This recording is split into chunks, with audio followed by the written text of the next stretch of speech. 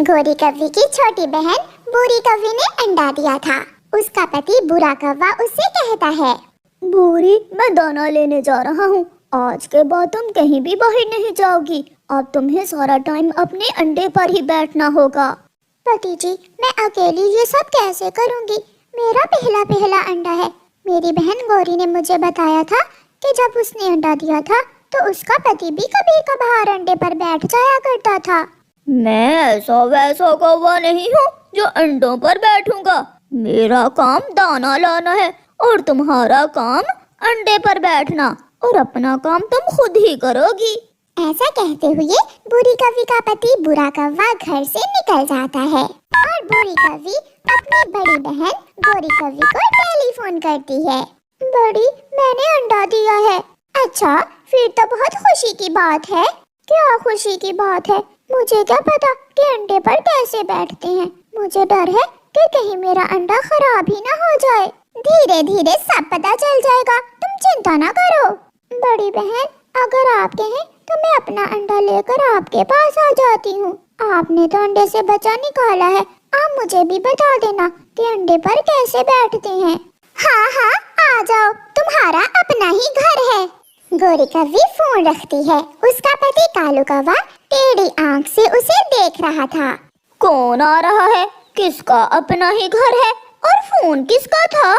मेरी बहन। और कौन? मेरी बहन ने अंडा दिया है, वो आ रही है अपना अंडा लेकर मेरे पास। क्यों? वहाँ क्या है? पहला पहला अंडा दिया है बेचारी ने, मैं उसकी मदद करूँगी। मैंने तो जग्गू को अंडे से निकाला है, मेरा तजुर्बा है। लो जी, आ गई नई मुसीबत। दूसरे दिन गोरी कव्वी और कालू कौवा भोजन को लेकर लड़ रहे थे। कालू, ये फल आधा मैं खाऊंगी और आधा मेरा बेटा जग्गू। हाँ हाँ मम्मा, मुझे भूख लगी है। तुमने रात दाना भी खा लिया था, अब इस फल में से आधा मैं खाऊंगा। वो ऐसे लड़ रहे थे कि दरवाजे पर दस्तक होती है। गोरी कव्वी दरवाजा खोलती है तो सामने उसकी बहन बूरी कव्वी खड़ी थी। उसने अपना घोंसला अपने सर पर उठाया हुआ था, जिसमें एक सफेद रंग का अंडा भी था। छोटी, तुम तो सुबह सुबह ही आ गई। आ जाओ, अंदर आ जाओ। गोरी की बहन घर के अंदर चली जाती है, जिसे देखकर कालू अपना मुंह दूसरी तरफ कर लेता है। जीजा जी, कैसे हैं आप? क्या नाराज हैं आप मुझसे? साली हूँ आपकी, मेरे आने पर खुश नहीं हुए आप? मैं बहुत खुश हूँ, इतना खुश कि नाचने को दिल कर रहा है मेरा। बुरी, तुम्हें तो मालूम है तुम्हारे जीजा जी बहुत फनी हैं। यहाँ इस कोने में मैं अपना घोंसला रख लेती हूँ। मौसी मौसी, ये अंडा आपका है क्या? हाँ जग्गू बेटा, इस अंडे में से भी तुम्हारी तरह का सुंदर सा बच्चा निकलेगा। छोटी, यहाँ तेरा दिल करता है वहाँ रख घोंसला। ये घर जैसा मेरा वैसा ही तेरा है। फिर बूरी कव्वी गोरी कव्वी की बहन अपना घोंसला एक कोने में रख देती है। बड़ी, बहुत भूख लगी है, कुछ खाने को तो दे दो। फिर गोरी वो फल जिसे लेकर वो थोड़ी देर पहले कालू से लड़ रही थी, अपनी बहन को दे देती है। कालू जी, जाओ और भोजन ढूंढ लाओ, जग्गू भी भूखा है और मुझे भी भूख लगी हुई है। मैंने सुबह से नाश्ता तक नहीं किया, खाली पेट में कैसे पूरे जंगल के चक्कर लगाऊं? जीजा जी, पहले पहले तो आप बहुत जल्दी भोजन ढूंढ लेते थे। तब मैं दूसरे पक्षियों का भोजन चुरा कर लाता था, अब मैंने चोरियां छोड़ दी हैं। ऐसा कहते हुए कालू कौवा घर से निकल जाता है। गोरी बहन, क्या सच में जीजा जी ने चोरियां छोड़ दी हैं? कहता तो ऐसे ही है, आजकल तो बड़ा ईमानदार और अच्छा पक्षी बना फिरता है तेरा जीजा जी। कालू कौवा सारा दिन मारे मारे फिरता है, तब कहीं जाकर उसे दाना मिलता है। यार कौवे, तुम्हारे घर में वो कौवी कौन आई है? वो मेरी साली है, अपने अंडे से बच्चा निकालने मेरे घर आ गई है। जैसे मेरा घर बच्चों की नर्सरी हो या फिर अंडा बच्चा ट्रेनिंग सेंटर। वो भी गोरी की तरह कामचोर होगी जो तुम्हारे घर आ गई है।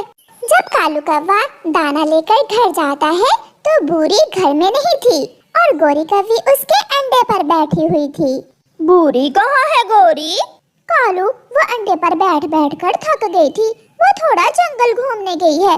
कालू, यहाँ आना मेरे पास। हाँ बताओ क्या बात है। कालू जी, मेरे सुंदर पति, मैं भी थक गई हूँ। थोड़ी देर तुम इस अंडे पर बैठ जाओ, मैं नदी से पानी पी आऊं। मैं भी थका हुआ हूँ, तुम जल्दी लौट कर आ जाना। ऐसे कालू कव्वे को अंडे पर बिठाकर गोरी कव्वी भी बाहर चली जाती है। पापा पापा मम्मा बन गए। पापा अंडे पर बैठे हुए हैं। बेटा तेरी शादी नहीं हुई ना अभी, जब तुम्हारी शादी होगी तो फिर पता चलेगा तुझे ये साले सालियां कैसे तंग करते हैं। बड़ी, तुम भी झरने पर आ गई हो। अंडे पर कौन बैठा है? अंडे पर तेरा जीजा जी बैठे हुए हैं। क्या जीजा जी भी अंडे पर बैठ जाते हैं? हाँ, मैंने उसे सब सिखा रखा है। फिर उस दिन के बाद बूढ़ी और गोरी कव्वी किसी न किसी काम से बाहर घूमने चली जाती और वो कालू कव्वे को अंडे पर बिठा देती। कालू कव्वा भी अब तंग आ गया था। इस साली जी से कैसे जान छुड़वाऊं, न जाने कब अंडे से बच्चा बाहर आएगा और कब मेरी जान छूटेगी। फिर एक दिन गोरी कव्वी की बहन अपने पति बूढ़े कव्वे को टेलीफोन करती है। हेलो हेलो पति जी, आप भी यहाँ ही आ जाएं। मेरे जीजा जी का घर भी देख ले और 2-4 दिन यहाँ ही रह जाना। ठीक है, मैं आज शाम ही आ जाऊंगा। बूढ़ी फोन रखती है। ये घर है मेरा, कोई धर्मशाला नहीं है जो जिसका जी करे मुंह उठाकर चला आए। दीदी, गोरी दीदी देखो तो, जीजा जी कैसे मुझे डांट रहे हैं। क्या कहेगा मेरा पति अगर जीजा जी ने उनके सामने कोई उल्टी सीधी बात कर दी तो? कालू, शर्म करो, इतनी बेइज्जती तो ना करो मेरी बहन की। फिर शाम से पहले ही बूढ़ी का पति भी आ जाता है। घर तो अच्छा है, बड़ा भी और सुंदर भी। आपका घर क्या इतना बड़ा भी नहीं है जहाँ ये एक छोटा सा अंडा रखा जा सके। घर तो बड़ा है मेरा भी, मगर तुम्हारी साली की ये जिद थी कि पहले अंडे से बच्चा अपनी बहन के पास ही जाकर निकालेगी। दीदी, मेरे पति जी को भूख लगी होगी, कुछ दाना वाना है घर में क्या? कालू जी जाओ और मेरे जीजा जी के लिए दाना ले आओ। फिर कालू कव्वा दाना लेने चला जाता है। बड़े पेड़ के पास से उसे दाना मिल जाता है। वो घर आता है तो साली को भूख लग जाती है। इस जंगल का दाना तो बहुत स्वादिष्ट है। जीजा जी, मुझे भी भूख लग गई है। कालू फिर से जाता है, दाना लाता है। साली खा लेती है तो उसकी पत्नी गोरी कव्वी को भूख लग जाती है। कई दिन ऐसे ही चलता रहा। कालू तो हर समय दाना लाने के चक्कर में ही लगा रहता। फिर 10 दिन के बाद अंडे से बच्चा निकल आता है, जिसे देखकर सबसे ज्यादा खुश कालू कव्वा था। वो तो खुशी से डांस कर रहा था। देखो देखो, अंडे से बच्चा निकल आया। अब साली जी अपना बच्चा और अपना पति लो और अपने घर चली जाओ। मगर कालू जी, तुम्हारी साली को क्या पता कि छोटे बच्चे को कैसे संभालते हैं। हाँ जीजा जी, इसलिए तो दीदी ने फैसला किया है कि जब तक बच्चा 2 महीने का नहीं हो जाता मैं यहाँ इसी घर में रहूंगी। ये सुनकर कालू कव्वा अपना सर पकड़ लेता है। प्यारे दोस्तों, इस कहानी को लाइक, अपने दोस्तों के साथ शेयर और चैनल को सब्सक्राइब करना बिल्कुल मत भूलना। आपका धन्यवाद। किसी जंगल में रहने वाली गोरी कव्वी बहुत बुरी कव्वी थी। वो किसी से भी बना कर ना रखती थी। वो हमेशा दूसरों से लड़ाई करती, दूसरों का हक खाती और दूसरों को तंग करके उसे सुकून मिलता। गोरी कव्वी के घर के आसपास जितने भी फलदार पेड़ थे, वो किसी भी पेड़ से किसी को फल ना खाने देती थी। ओए मोटे चोंच वाले तोते, निकल निकल यहाँ से, ये पेड़ मेरा है और इस पेड़ के फल भी मेरे हैं। जहाँ भी जाओ वो पेड़ तुम्हारा ही होता है। हम पक्षी कहाँ जाए? इस पेड़ पर कोई तुम्हारा नाम लिखा हुआ है? नाम नहीं लिखा तो क्या है, मैं लिखवा दूंगी नाम भी। अभी तुम यहाँ से भाग जाओ। मिठू तोता रोता हुआ वहाँ से चला जाता है। ये मोटी चोंच वाला बात तो ठीक करके गया है। क्यों न मैं इन सारे फलदार पेड़ों पर अपना नाम लिखवा दूं। फिर सभी को देखने से ही पता चल जाएगा कि ये पेड़ गोरी कव्वी के हैं। ये सोचकर गोरी कव्वी जंगल में बड़े ही पक्षी चाचा छमछम के पास जाती है। चाचा छमछम, मुझे लकड़ी की 5 तख्ती बना कर दो और उन पर मेरा नाम लिख दो। ये तख्ती बुलबुल ने बनवाई थी, देखो इस तरह की तख्ती बना देता हूँ मैं तुझे भी। 5 दाने एक तख्ती के लूंगा। चाचा जी, मेरा नाम थोड़ा मोटा करके लिखना।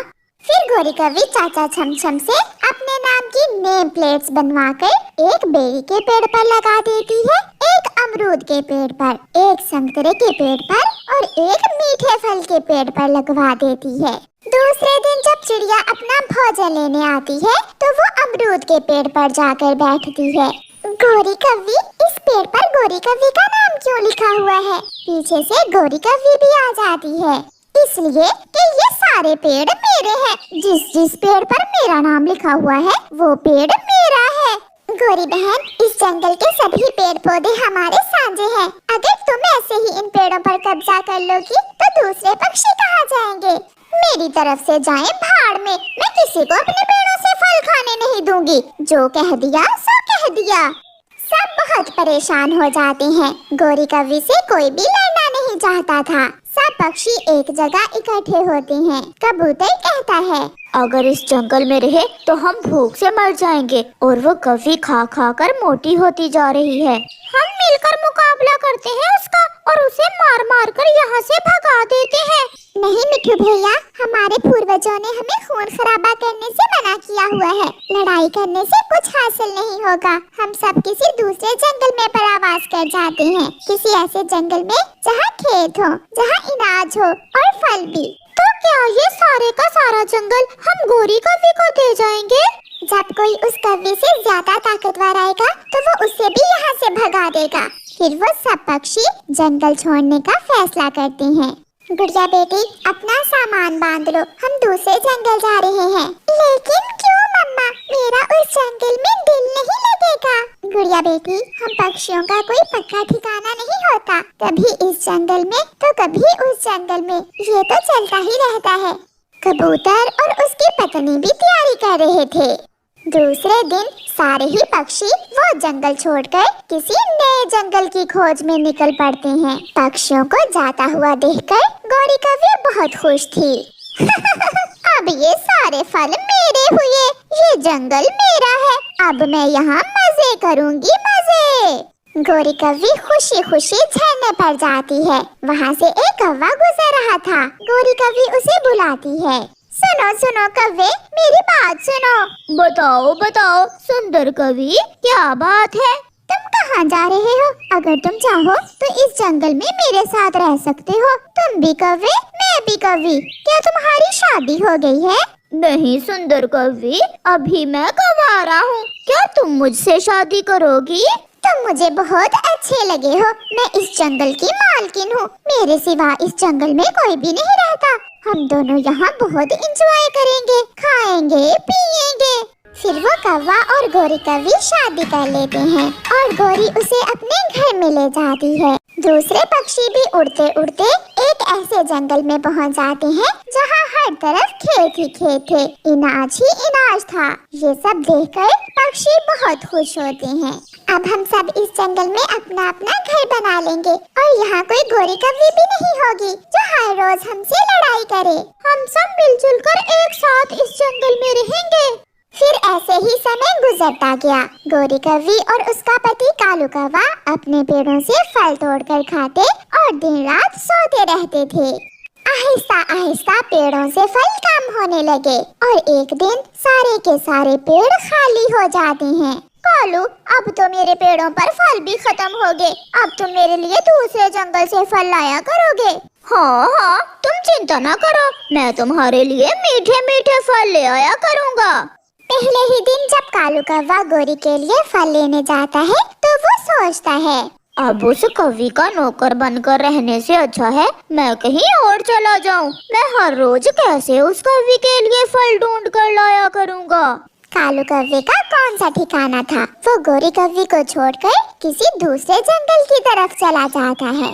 शाम तक इंतजार करने के बाद गोरी कव्वी समझ जाती है कि उसने राह जाते कव्वे पर एतबार करके बहुत बड़ी गलती की थी। उस रात उसे भूखी ही सोना पड़ता है। सारा जंगल खाली था क्योंकि गोरी ने सभी अपने पुराने दोस्तों को जंगल से निकाल दिया था। आधी रात को तेज हवा के साथ बारिश शुरू हो जाती है। बारिश बहुत तेज थी। चिड़िया अपने नए घर में अपनी बेटी के साथ बैठी बारिश का मजा ले रही थी। मम्मा, गोरी आंटी दूसरों के बिना अकेले क्यों रहना चाहती हैं? बेटी, शायद उसे पता नहीं है कि अपने दोस्तों के बिना रहना बहुत मुश्किल है। अच्छे दोस्त दुख सुख में साथ देते हैं। तोता और तोती अपने घोंसले में बैठे हुए नरम नरम बाजरे के सिट्टे खा रहे थे। हरियाली जो होता है अच्छा ही होता है। अगर वो कभी हमें अपने जंगल से ना निकालती तो आज हम यहाँ ना होते। इस जंगल में अनाज भी है और फल भी। तेज हवा के एक झोंके से गोरी कव्वी का घर टूटकर गिर जाता है। उसका पंख दरवाजे के नीचे दब जाता है। वो बहुत चीखती है, बहुत चिल्लाती है, बचाओ बचाओ, कोई मुझे बचाओ, कोई मेरी मदद करे। मगर वहाँ कौन था जो उसकी मदद करता, जो उसे टूटे घर से बाहर निकालता? मैंने बहुत बुरा किया जो दूसरे पक्षियों को जंगल से निकाला। अगर कोई मेरा पड़ोसी होता तो आज जरूर मेरी मदद करता। मगर अब तो मरना होगा, मुझे यहाँ ही मरना होगा। राह जाते कौवे ने मुझे धोखा दिया। मुझे मेरे ही बुरे कर्मों की सजा मिली है। फिर गोरी कव्वी अकेली वहीं तड़प तड़प कर मर जाती है। उसकी कोई मदद करने वाला ना था। और दूसरे पक्षी अपने अपने परिवारों के साथ जीवन गुजारते हैं। प्यारे दोस्तों, इसीलिए तो कहते हैं अपने पुराने दोस्तों का ख्याल रखें, उनके साथ मिलजुल कर रहें और रह जाते पक्षी किसी भी वक्त साथ छोड़ सकते हैं। आपका धन्यवाद।